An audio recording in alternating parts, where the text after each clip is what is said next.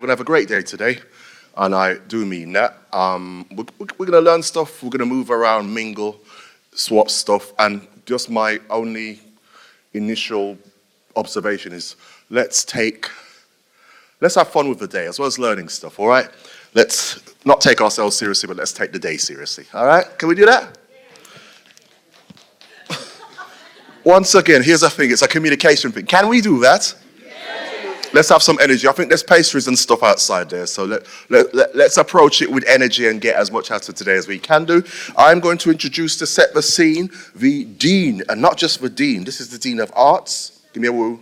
The Dean of Arts, Design, Humanities. Hold on. The energy's supposed to go up, and I'll say it again. The Dean of Arts, the Dean of Design, Dean of Humanities. Thank you very much, brother.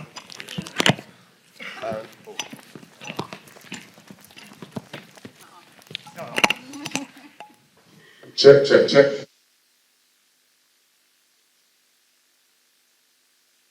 Gentlemen, you're in some good company today. Can you please put your hands together for Jill Cowley, please? Louder. Thank you. That is the best introduction I've had all year. Thank you very much. So, good morning, everybody, and welcome to the venue at De Montfort University. So I'm delighted to have been asked to come and open this event. And I'm not going to talk for long at all. I'm literally going to land a few words and then leave you to it because it looks fantastic. I think there's a great set of panels for today. The schedule looks brilliant, so I'm not going to take up too much of your time. But yes, as I have been introduced, I am the Dean of Arts, Design and Humanities, in which all of those creative courses at DMU reside, and I have been very proud to lead that faculty for a number of years now. It's an absolute honour to have All Shades of Brown Conference for Creatives here today. It's a real groundbreaking event, obviously pioneered by Opal22 Arts and Ed, and supported by Leicester City Council, Arts Council England and National Lottery. So I understand this to be the first of this type of event ever in the Midlands, and it's creating a much needed space to really celebrate and empower all of the diverse voices that we have within the creative industries. It marks a really important moment for the region and sets a precedent, I think, for future conversations, collaborations and change. I'm really pleased that Opal22 have chosen to be here at De Montfort. De Montfort, with my corporate hat on, is the empowering university, and we have a mission to discover and create gateways of opportunity for our staff, for our students and for our communities. And it's to encourage them to create a fairer society. And these are great, aren't they? These are really easy words to say, really easy. But you know, we've seen time and time again, both home and abroad, that actually the actions that follow that are harder. You know, a call to action is met with resistance, with apathy, with silence. And actually, you know, as the first university to gain a Silver Race Equality Charter mark, which we're very proud of, we are some way towards that journey of action. But we have to keep alive to the fact that we must always strive to do and not just to say. So, I say I'm very proud to be at an institution like DMU, but as an institution and as individuals, we have to be ambassadors for diversity in the arts and across other sectors, but my passion and my background obviously within the arts and yours here today. And that's to ensure that every voice and every perspective and every culture and creative journey is seen and is heard and is valued. And events like this today play such a vital role in driving that forwards. Leicester obviously is a perfect place for this. We are a vibrant city, a diverse city, and a real cultural hub within the East Midlands. Hosting All Shades of Brown today is not just significant, it's essential in strengthening our creative community here in Leicester, in Leicestershire, and in the East Midlands. And it's about providing a platform for underrepresented voices. So I'm particularly pleased as well that we've been able to support some of our creative students to be here today, and I'm hoping that there are some of you here in the audience. Because we really recognise the barriers to getting started in creative careers in particular and to moving forwards are significant if you've not got that toe in or that connection or that network. So hopefully, if there are students in here, you're going to take the opportunity today to soak up the wealth of experience that is in this building and create your networks for the future. So, Opal22, thank you for what you've brought to us today. I hope today sparks new collaborations, new conversations, new ideas, and importantly, leaves a lasting impact for you and for the creative industry. So I encourage you to make the most of this really incredible opportunity together today. Have a fantastic time, and thank you very much. Thank you very much. You know, it's interesting because often we're in the touchy-feely arts. I would say supposedly touchy-feely arts, but we're in the arts business, aren't we? You know, at the bottom line, we're doing the arts business. So I think it's really appropriate, really clever and really savvy that Opal Arts have actually started the day with what a lot of people are more interested than they care to admit. The money. They're interested in how to get the money to do the jobs and so on. Yes, it's fine doing the painting and the writing and the designing and so on, but if you can't afford to do it, you're doing a hobby, so we're here to do it as a profession. So we've got people who know a lot about this topic. So our first panel is Show Me the Money. Finding your creative vision. You guys ready for that? Right, let's just say, I know I'm in a different field, but it really is about some communication and some energy and stuff, you know what I mean? You know, our profession is about confidence and you know, and showing it and so on. So when you reply, can you reply like you mean it? It's not church, all right? And when I say church, I don't mean the black church with energy. I mean the Methodist church. It's starting to sound like a Methodist church right now. So for real, you guys interested in how to find out how to access money for your future projects, aren't you? Yes. Thank God for that. So please, can you help me welcome to the stage Joe? And I hope if I mispronounce anyone's name, I'll apologize. But I've got Joe Dacombe, and I hope that's correct. And I've also got Joey's from Art Reach, and I've got Calum Hall from Creative Results. Creative Debuts, my mistake. Can you welcome Joe and Calum, please?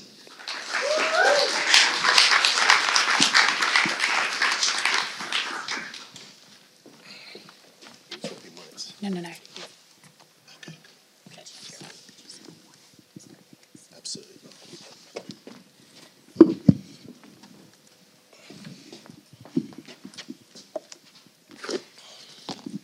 Now, the first thing I'll do is ask you both very, very briefly. Obviously, we know your names and we've briefly heard your organisations, although I'm sure that 10 seconds later, like when you get in directions, when you're driving, people have already forgotten the names of your organisations. So can you, first of all, Joe, briefly tell us a little bit, once you've obviously had a time to mic up, tell us a little bit about your organisation and also what you do, what service you provide.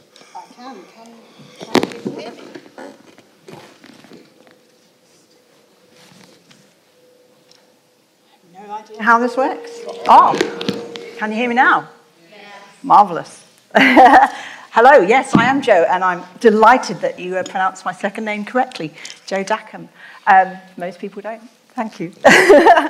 I'm from Art Reach. I'm the head of consultancy at Art Reach. So Art Reach are based in Leicester, and we do a few things. So we are festival producers, and we produce a couple of our own festivals in Leicester, but we're also a cultural development agency, which means that we have a consultancy, which is what I'm a head of, and we support other arts organisations, heritage organisations and others around the country with doing the business of creative, their creative practice. How do you find the money? How do you work out the strategy? How do you build your business plans? All those sorts of things. So that's what we do, and I think that's why I'm here to talk about this.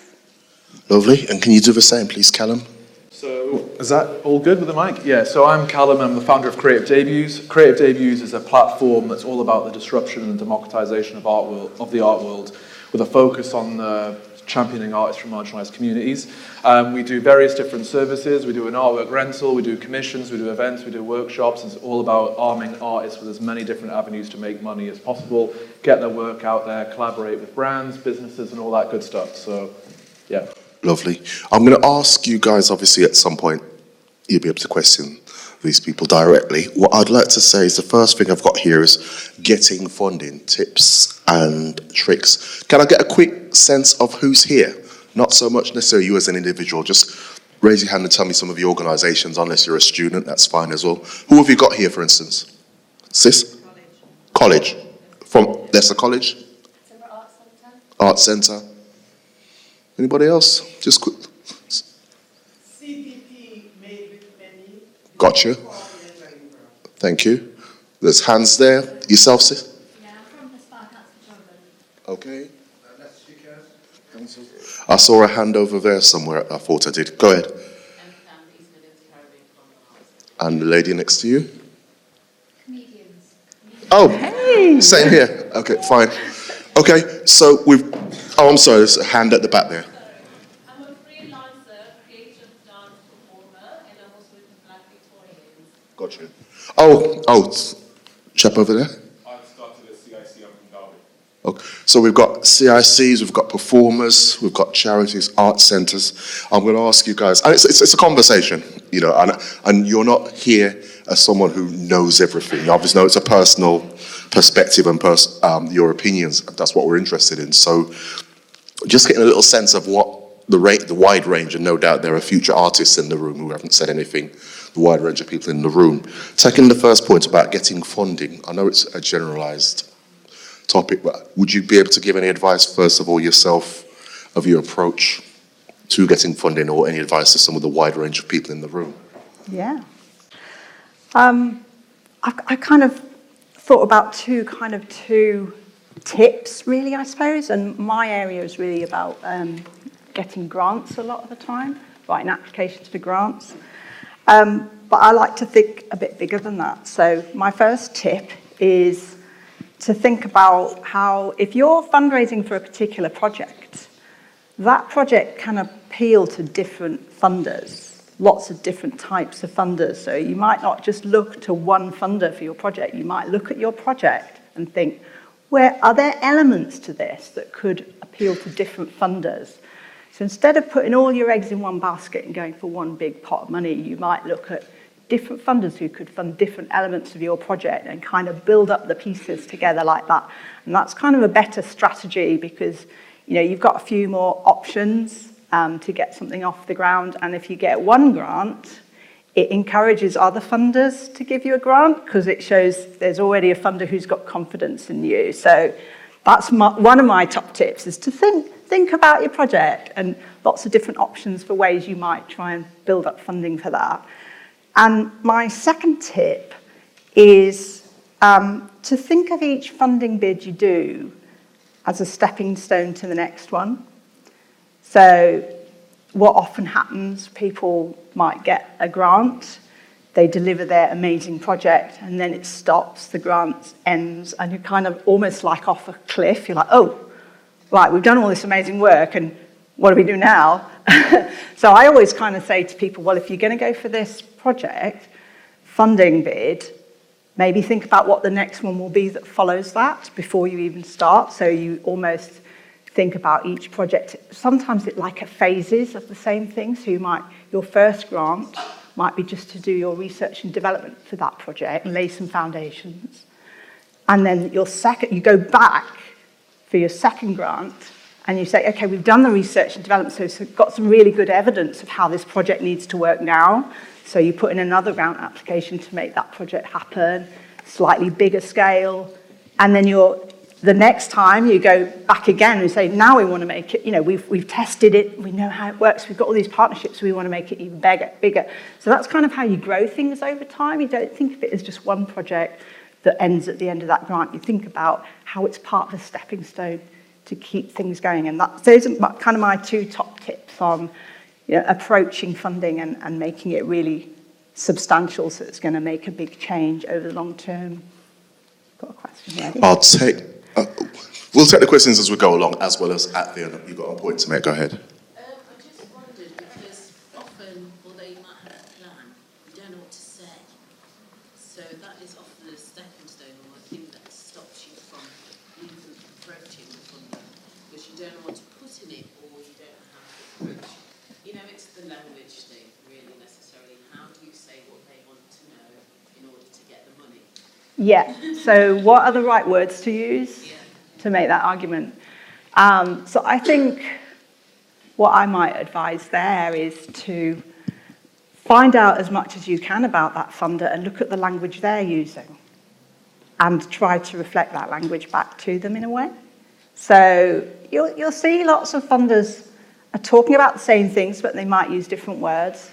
So for example, some funders talk about outcomes, other funders talk about benefits, other funders talk about the change you want to see. They're all the same thing, actually. They've just got a slightly different way of describing it. So you kind of want to use the same way they're talking about it when you write your application. If they're talking about the change you want to see in society, then you say, well, the change we want to see in society is this. Whereas if they're saying, what are your outcomes? You say, our outcomes will be. It's exactly the same thing, and you try to reflect their language back to them, and I think, in my mind, I think if I'm trying to do that, hopefully the funder, when they're reading your application, is going to check those off. Oh yeah, she's addressed the funding outcomes there. That's what I wanted to see. And it kind of hopefully it's like buzzwords, isn't it? It's like you're putting all the buzzwords in that they want to see. So you're going to write back. Yes, I hope that makes sense. Thanks for that. So already we're talking about planning, as in maybe breaking down what you want to do, not trying to do it all in one application, and addressing the language of that particular funding body. I know we've sort of jumped ahead, but I know Calum hasn't spoken yet. So the same questions for yourself, Calum. Your first observations on funding, approaching it, how to go about it from your perspective. So to be honest, my background is not doing grant funding. I think it's, with anyone that's doing creative stuff, you've got to have as many different avenues to make money as possible. So relying on grants and stuff is difficult with timelines, with the application forms and all that kind of stuff. We do a grant. We have a Black Artist grant with a recipient every month. We have no reporting. It's all about funding people's lives. There's no expectation of what the money's used for. We've done about, I think it's 134 recipients. We've been doing it for 5 years. 500 quid, a different recipient every month. So definitely check that out if it's relevant for you. But my background is about, I guess, more so being funded through projects and understanding that as a creative, whether you're an artist, whether you're a comedian, whatever it is, your currency, you've got your own currency that you can use as well, which is your talent, right? Your art.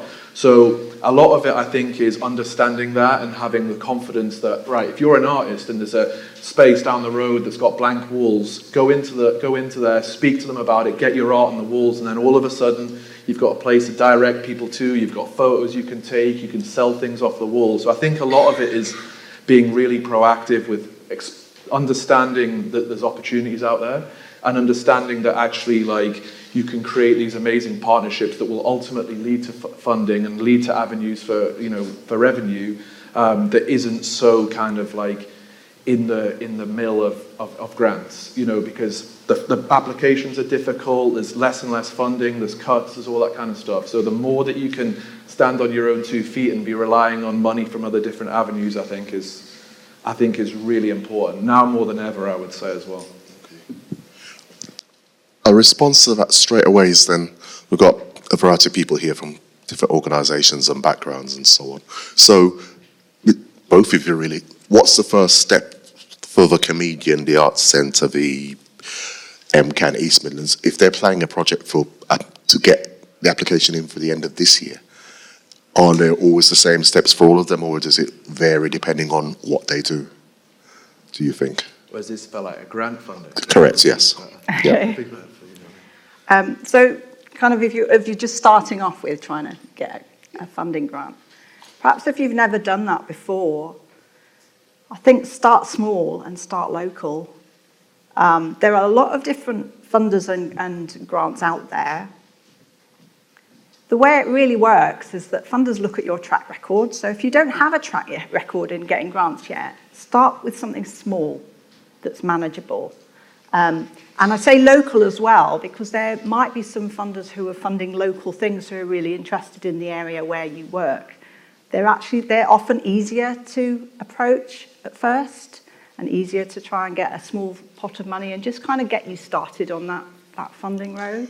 So I would say, just start with a small grant bid first.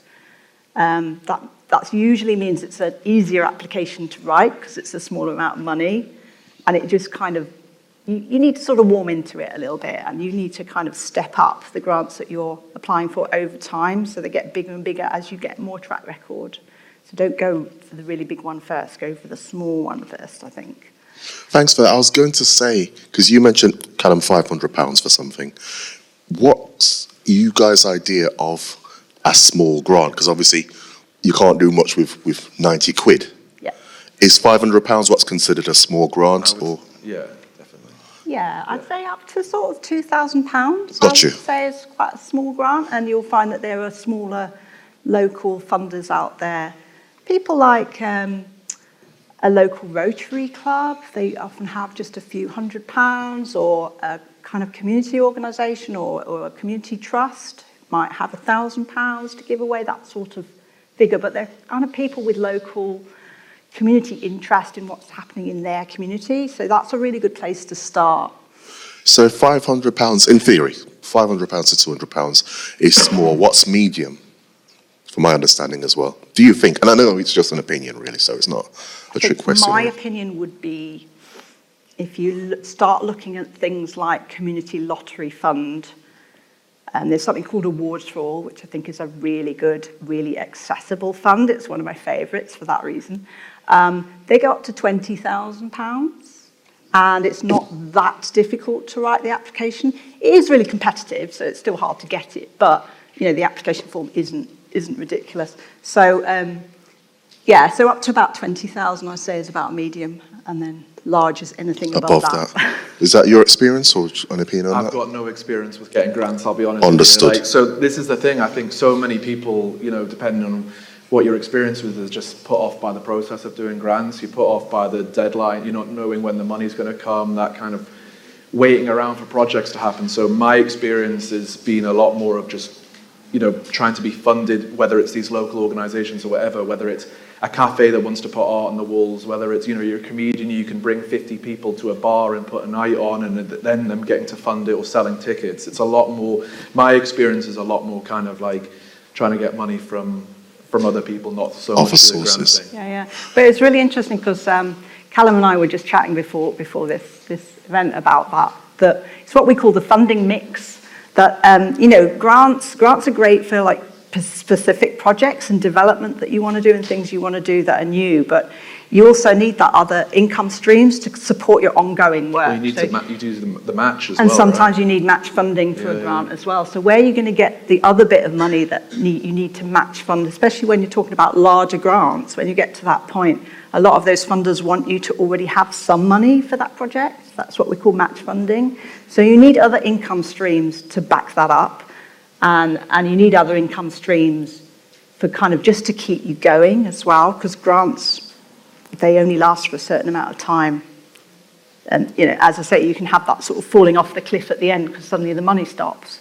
So you don't want that. You want other income streams just to keep you going on as well. And that's about what Calum's talking about, how do you earn money from the creative outputs. And the experience that you get while you're doing it, right? Because at the end of the day, if you're applying for grants or going through that, they want to understand what the objectives are, how you're going to do it, what you're going to learn from it. So I think being active in all these different ways is important because it's only going to add to your kind of practice in general.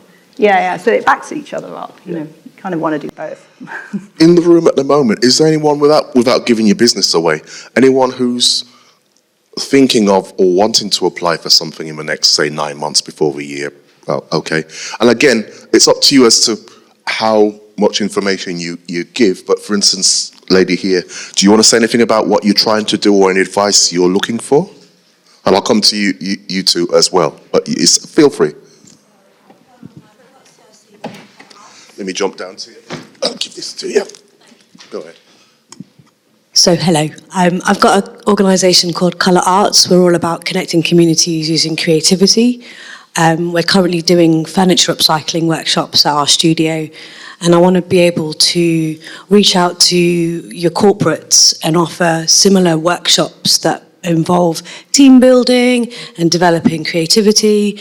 And it's trying to, how do I knock on those doors? How do I develop or repackage what I'm doing in a way that's going to appeal to your companies with CSR responsibilities to then feed into what I'm doing so it becomes a bit more sustainable. So I'm not therefore just relying on those grants. I'm packaging a service that's going to potentially improve productivity to those bigger organisations. So they're getting something too. So it's a win-win, but that's where I'm at. It's like, I've applied for funding, I've applied for 2 or 3 different grants, and it's been unsuccessful. So, and that's 9 months of kind of trying and refining and applying and finding another PAYE to try and supplement a lack of income. So I'm exhausted. Help, please. What sort of furniture is it you're doing? So it's furniture upcycling. But like stuff that you could, in theory, present to these clients to say, look, I do this amazing furniture, buy the furniture, and then do a workshop as part of it? Or? I mean, technically, that's the sort of community arm at the moment that we're doing. So they're preventing landfill, they're bringing in items that we're upcycling. But part of Carla Arts is we do community workshops. So we do arts-based activities for the family. We've delivered over 40 workshops since 2023. And it's bringing people together. So it's maybe repackaging that element. If they're wanting to get involved with the furniture upcycling, that'd be amazing. But I was looking at maybe trying to access some of their waste and being able to reuse some of that waste to then transform into creative practices and things to make. So again, looking at trying to reduce their carbon footprint and items that go into landfill. Again, a really sustainable model on paper, but I can't get anyone to fund that research stage of where I'm at to try and develop a pilot to know what package am I taking to market. So is the goal to do the workshops or to get the funding to make it big, to fund it bigger, like the furniture side of things bigger? Both. Both? Both. They kind of overlap. They're like these like circular ways of kind of being sustainable. So yeah, it's just trying to find which is the best avenue to get into the corporates, right? So what my experience is, the workshops side of things is good. It's not super regular and it's not going to get you a lot of money. But actually in regards to sort of furniture and the story around that, there's going to be lots of architects, interior designers, fit-out companies, co-working spaces, all that kind of stuff that are always looking for ways in which they can engage with corporate social responsibility and all that. How much they actually 100% believe it or they want to tick a box, you just have to play that game because it's a bit up in the air. But I would say if you're seeing someone doing a fit out, speak to them, try and sell in that product because I think that will then unlock the workshop. So for example, how I do the art stuff is we'll get art in buildings, in co-working spaces, in wherever it is, and then as a bolt-on service talk about the workshops and the activations that we can provide. There's definitely a demand in these corporate spaces to get, well-being workshops and things like that. But the bigger the company, there's so many steps you have to go through, particularly if it's like getting waste or anything like that. That's going to be probably quite difficult. But I would say start small, get a couple of case studies, then maybe that's, I don't know, for a funding thing, they could look at that. Because it sounds like a great project tying in lots of different things. thank you. You want to jump in, Joe, or shall I? Do you want to jump in as well with any observation? Don't feel you have to. Okay. No, I think that's a really good point. I think if you could make something happen in that way, then and have that case study, so you've kind of recorded how it worked. Then you've got something you can make that package to sell that idea to others as well. So I think that's, and also to sell the idea to funders and say this is actually what it is and how it works. I've tested it. Give me some money to develop it more. And like furniture, IKEA, or obviously not maybe as big as that, but like, is there any furniture companies you can link up with for refurbished stuff, and then they start promoting it, and then maybe like a different avenue in, so not through the actual corporate, like as in through the space, but more through the supplier of your materials, because they'll have boxes that they got to take to kind of to reuse weight, to reuse stuff, whatever it is. And that might be an interesting angle through. Because it's quite a niche. It's good. I like it. Thanks. I saw some hands up here. I'll just try and get Either of you guys have your hand up earlier on? If you wanted to ask a question or anything. Hello, I'm currently a third year student on an arts and festival management degree.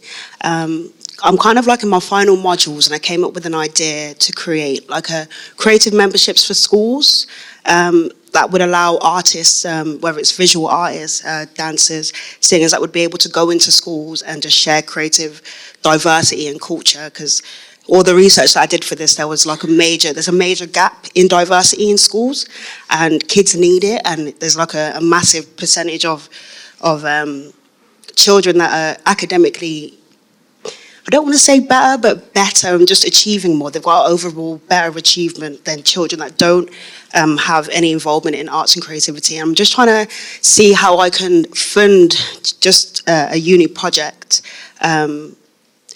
and make it be something that can work with schools within Leicester and possibly nationally. So yeah, I don't really, just some advice really on how I could potentially start a uni project and create it into something that could be funded and could be beneficial for the next generation. Which uni are you at? Dacombe. Have you spoken to them about it? No. It's probably the first. If you're a current student, you've got a plan to. I would say that's probably the first port of call. Because I agree, and I think there's a huge problem with practical knowledge for artists in schools and unis. You know, it's people aren't taught how to kind of package their work properly, frame their work, sell their work, talk about their work. You know, being a creative and artist these days, you have to be a social media expert. You have to be your agent. You have to be a videographer. All these kind of things. And the skills aren't being taught, so it's definitely, I would say, urgent. But the uni you're at is definitely the first place to start, because they will have most interest and would, in theory, would want to support you the most. And apply for the Black Artist Grant as well. It's an easy application, so Yeah. Yeah, like I say, I think maybe try and approach a small grant like that, just to get it off the ground, and then see where that takes you. Sounds like a good one. Yeah. I'll take a question here, then from yourself, and go in that direction. Yeah, thank you. Hello, everybody. My name is Chris Shaw. I'm a Leicester-based fundraising consultant, and I work with lots of grassroots organisations and have done for quite some time. Art is not my focus area. I cover a whole range of different sectors, but my offer today is to provide initial advice for free to anybody who wants to develop a project. So the lady here talking about the project in DMU, happy to have conversations about what the shape of the project might look like and potential avenues for funding. And I kind of cover the funding mix. I'm not just grants based. And also a second point, we're through another hat that I'm wearing, we're currently running something called the Social Innovation Accelerator Programme, and Sim is actually on the programme at the moment. It's the first one ever to happen in Leicester, and there's some arts-based initiatives that are part of that accelerator. It runs for 10 weeks, and it takes individuals from 0 miles per hour, hopefully to at least 50 miles per hour at the end of it. And we will work with individuals across a range of different disciplines to help them understand what it is they want to do, to shape that idea, and then potentially take it to investors or funding opportunities. Current accelerator is full, but we're hoping to run a second one later in the year and possibly a third one. So if anybody's interested in that kind of approach, with working with a peer group and getting intensive support from a couple of presenters, myself included, come and have a chat with me. I'll give you my card and I'll keep you up to speed about the way the accelerator might operate later on this year, because it might be something for people in the room. That's sweet. Straight away, that's a real win. I'm going to try and get to everybody, because there you go. There's an offer. Yourself. You had your hand. We'll try and get to everybody. Go ahead. Mine's very quick as well in response to what you're saying. My talk later on will be about the Carnival Road to Business, and I'm with you. I was actually a De Montfort alumni I think it was 23 years ago when I came to uni. I don't see there's much change, but there is something called the Cultural Education Partnership, which is a place to start, but also because of Carnival being something that I'm trying to get into schools currently, we shall have a conversation. Okay, cool. Was there a question on this one? I'm going to come to yourself and yourself next. Okay. This is just a really weird question, but I've got to ask it. So, Black Arts grants.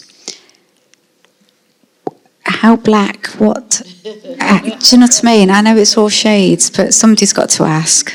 There's all the eligibility stuff's on the site, but yeah, ultimately, if you identify as from African Caribbean descent, it's... Right, so not me then. That's fair enough. Now I've got to ask. Thank you. Thank you. It's relevant though, isn't it? So you could say black art, even the title of what all shades of brown, this is exactly why we're here, so it's swapping that in. I'm not that either. Okay. I'll go to yourself and then to yourself next. Go ahead. Thank you. This might be a weird one as well. So I don't know if it's a question. Basically, I think I'm not usually having the opportunity to be in a room of black and brown people who are in the arts. So it might be out to everyone. But it is kind of in response to what you said about artists, and someone else said it again today. Artists have to be our own agents, our own social media, our own manager, our own... Well, I don't know if I'm just flying in the face of it, but I don't like that narrative because I feel that an agent doesn't have to go on stage and be an artist. An admin person never gets handed, well, generally doesn't get handed a paintbrush and told to do a picture. So I feel it's kind of inherently unfair, even though I know it's status quo and I've been told this for the last 20 years. So I feel that people... There are agents who exist and there are admin people who love to do it. So anyway, I'm just speaking into the room about that because there might be some in this room who want to help like more grassroots artists or midterm artists or artists who are actually really advancing their practice but still at grassroots money. And, you know, if they are helping more than one of us, does anyone want to set anything like that up? Do you know what I mean? Then they can make their money that way. Just an idea. Thank you for that. And we are looking for feedback from you. It doesn't always have to be a question. So I think, hold on, we'll make sure I'm not missing anybody out. It was yourself. We'll go boom, boom, boom, that way. Hello. I just wanted to plug really, just to say that I'm a business advisor. I work for I don't know if you know the growth hubs. There's a growth hub in Leicester City. There's a growth hub in Leicestershire. Who you could access support from. I work for a growth hub. I don't work for Leicester and Leicestershire. I used to. It's my patch, it's my area, it's where I live, so I still have a passion. I work in Derby, but you ought to check out what is available. There's lots of information around marketing. I also work on an accelerator program as well. I know somebody spoke up there. There's through the what's called the UK FPS program. Used to be ERDF funding, and now it's called the UK FPS program. I really would plug you to check it out in your area. If you're looking for support around social media, marketing, AI, there's lots of free stuff available. People just don't know about it. I've been speaking to some of the stalls and telling them what's in their area. There's a woman there who's from Luton. I was saying, check out your growth hub in Luton. If you want some information, I'm happy to talk to you about it. But, you know, just check it out. There's lots of support out there. It's just knowing, isn't it, where to go. I know what I know and people know what they know. But, you know, I'm just, yeah. And I think, you know, if you just Google it, and just dig a bit. Sometimes they can be a little bit a barrier to get through them, but I think you just have to shout a bit louder. And there are some specific programs as well out there for ethnic minorities and black artists, and I completely agree. There is a lot of mixed messages about black and ethnic minority, and some grants don't cover whatever, because I've come across them myself when I'm trying to help people. Just, that was all. Thank you. I'll say thanks, but I'll point back to yourself. I think it was Chris, I can't remember. There's two examples of people you can speak to during coffee breaks and whatever for practical stuff. I know you had a question, didn't you, or observation? Question. My question is, so recently I've been able to receive funding for my films and my documentaries that I produce, but now that I'm trying to actually have more of a business model, I have a business called Working Guard where I interview and document the stories of different Christians like weightlifters and ceramic artists, and I present their stories on a platform. I'm struggling now to find grants that support me going more into the business field, where I'm trying to like do app developments and websites and that sort of form. And my question mainly is, at what point do I start the grant process? Is it when I have the website and app done, or is it before that? Because apps and websites also cost money to make and produce. Yeah, that's a good question. I'll answer that, and then I'll give you another example of where you can get some advice, because we've got a stall today.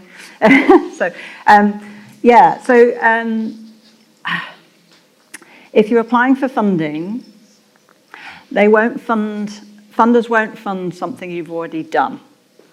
So you're absolutely right. Creating a decent website can either take a lot of time, and time is money, or take a lot of money to commission someone to do it.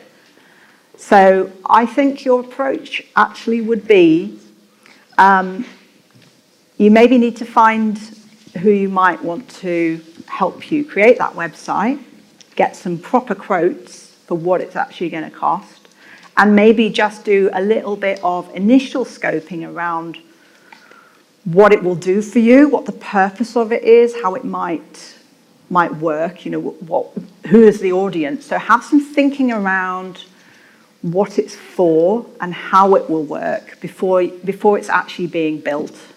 Yeah? So in other words, you could have a really good, strong brief to the person who's going to make this website, or the organization or business who's going to make this website. That brief would be the basis of your funding application, because you've really thought through why you need a website, what it's going to do for your business, what's the change it's going to make for you. Funders are really interested in the way they see it is they're making an investment in you, they're investing some money in you, so they want to see the difference it's going to make.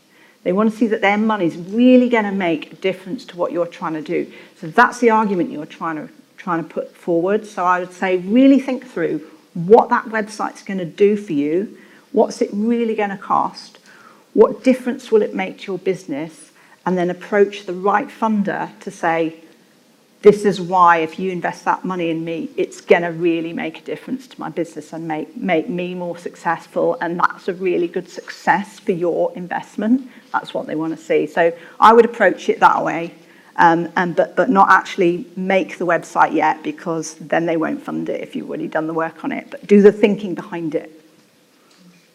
Yeah, and so the other thing I was going to say was we've also, Art Reach have something called the INC network at the moment, which stands for Impact Network for Creatives. It's funded through Leicester City Council UK SBF Fund, so it is only for businesses and organisations and individuals based in Leicester. So if you have a Leicester postcode, you can join our network, and we have lots of opportunities, all for free, that we give members through that network, including one-to-one surgeries with people like myself and my colleagues to develop any part of your business. And we also do go and sees and training events and network events and so on.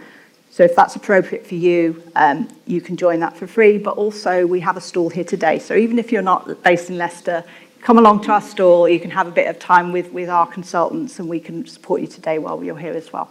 So just wanted to mention another opportunity to find that support that you're looking for. Coming along, unless you want to say anything, Calum. There's a guy there had a question. Well, Show of hands if anyone else has anything, so no one gets left out. Go ahead. Yeah, hi, my name's Alex. I've recently launched my own community interest company called Dr. Bird Media, where I'm looking to sort of create curriculum resources for schools about diversity and inclusivity, diverse histories, diversity in the present day, looking at intersectionality and multiculturalism, pairing that curriculum stuff with some digital media production as well, so that we can have an engaging curriculum and some maybe online web series and other sort of media products that are designed for kids to help explain about sort of a diverse and multicultural world. The question I wanted to throw out there was, at the moment when I've launched it, I'm very much an army of one, which is all well and good, but also there are so many people who are experts in the field that I want to reach out to. But also I'm very conscious, I'm a recent graduate, and I don't want to waste people's time by saying, I have this idea that I want to pitch to you, but I don't have the money to pay you. So it's how do I approach people who have that lived-in experience and that knowledge that I could really benefit from and really want to partner and work with those people. But also at the moment, I'm without the funds to actually pay them for the work that they absolutely deserve to be paid for. So you would be paying them for what ideally would you be for building out the platform, or what would it So it would be to help build out sort of curriculums and like term length, like topic plans, helping to like codify the actual like presentations themselves, and then like on the media side of things, people with sort of a creative vision, like writers, and then like production specialists, like camera operators, sound operators, that sort of thing, all to create like this really like broad, like this broad flowing network of creatives. I think people like to support people on the mission, right? And I think obviously what you're doing sounds really important, really impactful. And it's about what my mum would say, shy Ben's getting out. Speak to people, ask them about what they're doing and ask them if they can help. Like the worst they can say is no, you know? So I think if you're looking to build a team that's going to be ongoing and there's going to be value in it for them on the long term, maybe that'll be the interest. They might just see what you're doing and the mission and be like, I need to be involved in this, I need to make this happen. So I think a lot of it is sometimes just taking yourself out your comfort zone a little bit and asking people. And from, again, like my experience is if you're really passionate about what you're doing and you've got a mission, people on the whole do want to support it. So it's just making sure, I guess, that the right people for what you're trying to do, and then think of it as a long-term plan. So if they help now, what does it look like in a year's time? What does it look like in a few years' time? So they're part of something bigger and something exciting. I don't know how CICs work with grants and funding and stuff, but I know that it's an easier approach, right? Yeah, you've just got to check out each individual funder. There are some funders who will not fund a CIC, but there are others that will. So you just need to make sure you read all the criteria before you put any time into applying for something. Make sure that you're eligible. But I think you're absolutely right. I think it's finding people who've got the same passion as you and they'll want to see this happen, and trying to work together with them. But yeah, going down the grant funding route might be a way of doing that. I think you've got the right approach, that you actually need to find the right people to create almost like a team before you write any grant funding applications. One of the things that funders want to see is that you've got the right expertise in place, or you've got support from somewhere else, even if that's just people's commitment, you know, to have people saying, yes, I want to work on this, I want to make this happen. That adds a lot of strength to your funding bid, rather than just doing it for yourself. And because you're quite new to it, you've just set up, you know, you kind of need that bit of support from others. So yeah, I think you've got the right approach. Find the people who've got the real passion, build that team before you put in any grant funding, because then you've got a much stronger story to tell. I think there was a question. Yeah, thank you, Ron. Yeah. Thank you. It's more a shout out than a question, but it's kind of just bouncing off of what Calum said. This is more so for any artists in the room. So my mum has recently headed up the African Caribbean Centre in Leicester, and we're currently trying to work with artists to redecorate the centre. So if anyone is interested in getting involved, come and speak to me, or you can reach out to us on Instagram at acc.leicester, and that's just another way for you to not necessarily say we can fund you right now, but definitely get your work out there. And if I can find any funding opportunities for you, then I definitely will too. We're also just trying to run more creative and cultural events, especially for young people, as right now in the centre it's a lot of people over 50. So please come and use the centre, and if you have any ideas of how we can better cater to you, then let me know. Thanks. I hope people are noting people are actually offering help around the room, and this lady here. Yeah, please. Hiya, I'll turn around to see you. My name's Louise Catarega, and I've got a response to you, Mello, and an observation for the room in this context as well. So my background is dance, and I'm here representing Pathways Collective today, which is a group of 4 of us performing artists who are in our mature years. And I really feel you, Mello, about that thing is, yeah, we don't ask an admin person to get on stage, and yet we're expected to do everything. So our collective and our collective working, it's partly about our own well-being. So we meet, we exchange skills, etc. We kind of cross disciplines, but we're largely theatre, physical theatre, music, and a little bit of art and a lot of well-being. And then we also hot seat each other's ideas and try and push each other's ideas forward.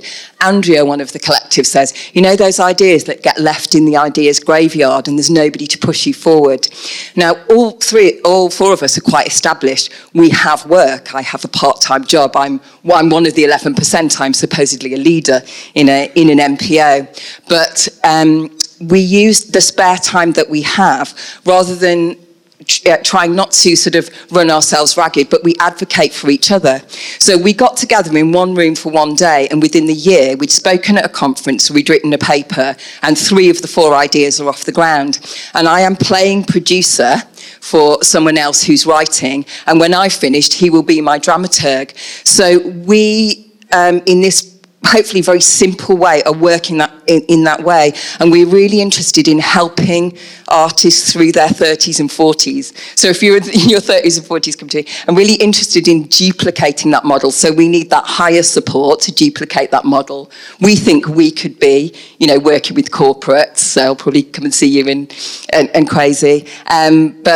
But yeah, I think that's, in these current circumstances where we're in a country with a really strained economy, it's like, what can we do that's really simple? It's begun working for us. We'd like to share that with artists, and we'd like to, serve others of you that are in the community. And my observation is about that 11%.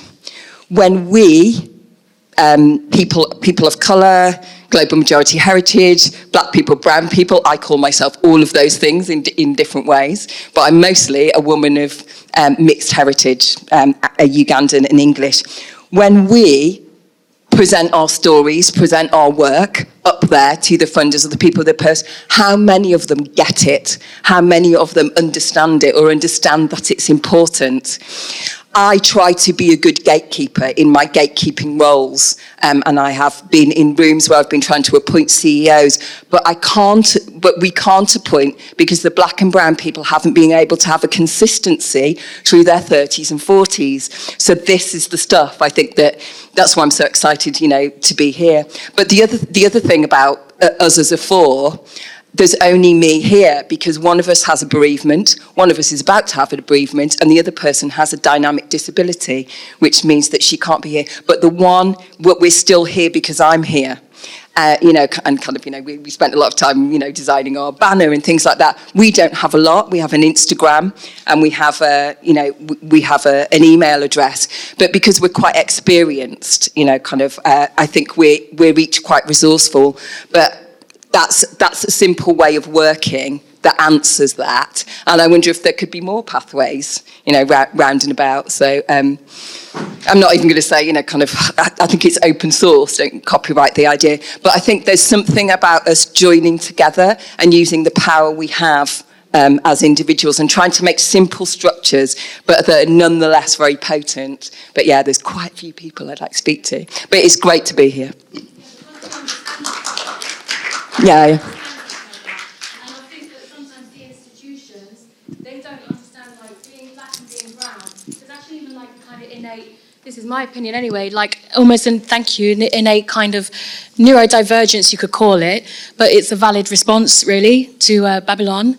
And a lot of us are suffering from that, and that's not understood. So I just feel like we end up kind of, as she said, 30s and 40s are mostly burnt out by then, mental health, or gone a different way. And what we need is people who really understand what we're going through. I kind of forgot the other point I was going to make, but thank you. Sorry, Louisa. Thank you, Louise. I'll remember it after the mic's gone. One more. All right, we'll get 2. There's one. You know what? Let's go as quickly as yourself, and yourself, but as quickly as we can, please. So, yeah. Hiya everyone, my name's Marianne Scarhill Pape and I'm from Attenborough Arts Centre. We're a contemporary arts centre here in Leicester. I'm part of the University of Leicester, and I do a lot of the work in schools and communities. I work with families and children, young people. I have partnerships with many of you in this room, actually, and it's so great to be here and to see how we can lean in and support each other. I just wanted to highlight another way to access support and commissioning. We have 4 contemporary art galleries, and we often collaborate with artists to generate more funding. We have beautiful galleries, we have a theatre space and studios, and we do absolutely loads of work with schools in Leicester. We're also part of Leicester's Culture Education Partnership, which is going through a moment of transition. So I'm like looking at you, and I'm looking at you over there, and looking at anyone that wants to come and support children and young people and grassroots here in Leicester to connect with lived experiences. We're all the experts of our experience, and I think that more we can help children to understand that, the more we're going to be able to work together and build bridges going forward, because I feel like the world really needs that right now. So I'm here. I'm going to be here until about lunchtime. I've got to go back and run the centre, but if anyone wants to come and have a chat about how we could get your work seen and how we could work together and collaborate, then we're very much an open door. Thank you. Aware that we're started about 6 or 7 minutes late this section, so we'll go on for a couple of minutes more to try and get the last couple of questions, observations in, and then obviously we're going to break. So please take advantage of all these people who are actually giving you an opportunity to use their skills. Go ahead, Amsa. Thank you. Just very quickly, the young lady at the front, she brought to our attention about artists in their 30s and 40s. Now, there's another generation of artists who are in our 50s, 60s, and 70s who have already done the work in different industries and are now ready to bring forward the creativity that's always been inside of us. Some have started. I've got an amazing cousin who's just published her first book, Sheep, Sheep, Come Home, and it's about the Windrush generation, and she's 70.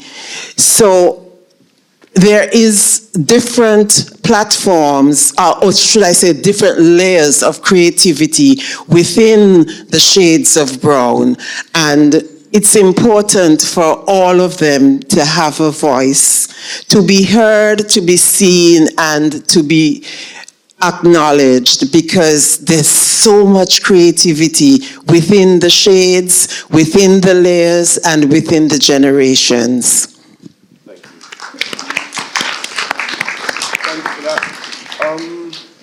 There's possibly room for just one more. I'm aware that the next section, there's a hand down here, bro. Was that 2 hands or what? We'll the last 2, to your right and then to your left. And then I'm aware that the next section starts at 20 past, and I want you guys at 12 o'clock. I want you to have some time to go out and toilet break, see whatever you need to see and talk to each other. But okay, not. Hiya, I'll make it very quick. I'm Community from the Spark Arts for Children. So we're a children's charity, and we work with lots of schools and libraries. Marianne, we work with Attenborough, lots of other children's charities and organisations. I just want to promote, we've got a free event coming up at Attenborough next week. So we have a Vital Spark Commission, and I can see Mello, she was one of our artists in the past. So we have, as I said, it's a project, and this year we've got our cohort of artists who are going to be talking about the actual programme itself. So as I said, it's a free event taking place next week at Attenborough Arts Centre. If you do like to come along, you'll be able to speak to the other artists about the event and how you can apply for the programme, etc. And we do have a commission for a Vital Spark programme and Ideas Fund. So if you would like to come along, just come to myself and I'll provide some free event details that you can attend to. Thank you. We're going to take the last question, then you get a chance to speak to these lovely people, and so, or last observation as it may be. Hi, good morning. My question was for the both of you or anyone in the room, that how do you find somebody to fund you to become an investor? I think it's a difficult one because I come from a corporate background and I've done service and I've served under people. But when you get to that stage where you want to build something for yourself, that takes funds, right? And it's finding somebody that is willing to support you to build yourself, because for the most part investors are looking for their stake and their interests. So how do you find somebody that is willing to plug their resources into you building yourself?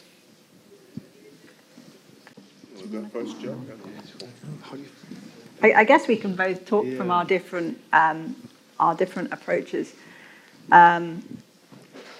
It's really.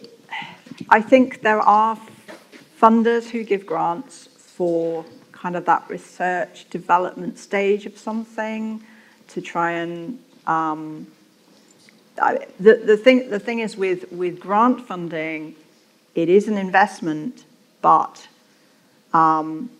other than actually making happen what you said you would make happen with that money, there isn't any other kind of thing you need to pay back. If you see what I mean, it's a grant to make that happen, and you make that happen.